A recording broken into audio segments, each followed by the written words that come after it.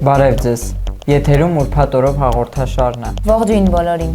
Ինչպես գիտենք, այսօր հանրապետությունում տեղի են ունենում վերջին զանգին նվիրված միջոցառումներ։ Ուստի սրտանց շնորհավորում ենք բոլոր շրջանավարտներին։ Լուսինե, չմոռանանք, որ մենք էլ արդեն շրջանավարտ ենք։ Այո, եւ ես ինքս շատ եմ ողջավորված։ Իսկ ես չափազանց, եւ կարծում եմ բոլոր շրջանավարտներն էլ ողջավորված են այսօր։ Այո, եւ հենց այդ առիթով էլ այսօրվա մեր թողարկումը նվիրված է վերջին զանգին։ Եվ այսպես, Լուսինե,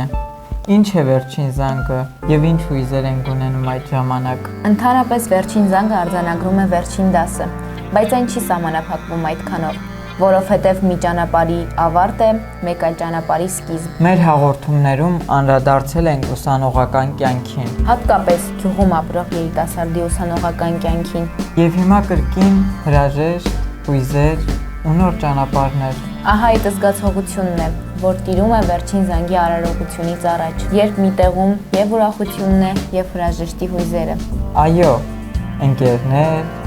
դասախոսներ եւ հարազատ մարդիկ, որոնց հետ ճանապարհ ես անցել եւ պետք է հրաժեշտ տաս։ Հենց այդ գիտակցումից սկսվում է վերջին զանգի միջոցառման հույզերը։ Դրան գումարվում է միջոցառման նախապատրաստման աշխատանքները, այսինքն փորձերը։ Իհարկե հուզված ես, որովհետև ցանկանում ես քո սիրելի կրթօջախին ավելի գեղեցիկ հրաժեշտ տալ։ Քանի որ նպատակ ունես ուսումը շարունակելու, այստեղ հույզերն ավելանում են։ Նորից նոր միջավայր, նոր ընկերներ, նոր դասախոսական կազմ։ Ավելացնեմ նաև նոր պատմություններ, նոր խնդրություններ։ Սիրելի շրջանավարտներ,